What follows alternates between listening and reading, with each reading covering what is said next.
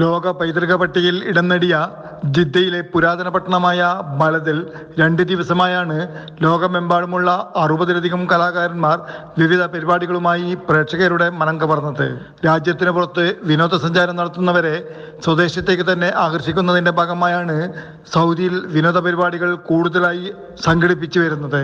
Laser ഷോകളും അത്യാധുനിക ശബ്ദ സംവിധാനങ്ങളുമായി 4 സ്റ്റേജുകളിലായാണ് പരിപാടികൾ അരങ്ങേറിയത്. പ്രാദേശികവും അന്തർദേശീയവുമായ വൈവിധ്യമാർന്ന വിവിധ പരിപാടികൾ സംഗീത പ്രേമികൾക്കും നൃത്താസ്വാദകർക്കും അവിസ്മരണീയമായ ഒരു അനുഭവമാണ് സമ്മാനിച്ചത്. പുരാതന ജിദ്ദയുടെ ഭാഗമായ ബലദിലെ കെട്ടിടങ്ങൾ ഓരോന്നും വ്യത്യസ്ത നിറങ്ങളിലുള്ള വൈദ്യുത ദീപങ്ങൾ കൊണ്ട് അലങ്കരിച്ചു. ഇവിടുത്തെ ഓരോ മരങ്ങളും പ്രകാശപൂരിതമായിരുന്നു. പൈതൃക നഗരം നിറങ്ങൾ ചാർത്തിയ പ്രകാശത്തിൽ മിന്നിത്തിളങ്ങി. ഉത്സവത്തിന്റെ ആരവങ്ങൾ പ്രദേശത്തിന്റെ വാസ്തുവിദ്യാ നിർമ്മിതികളെ പ്രതികൂലമായി ബാധിക്കില്ലെന്ന് ഉറപ്പാക്കിയായിരുന്നു പരിപാടികൾ സംഘടിപ്പിച്ചത്.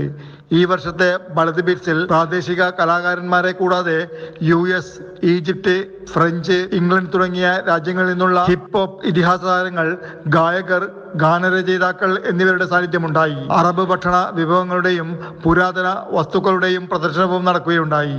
Jafar Ali Palakkot, Mathrubhumi news, Jeddah.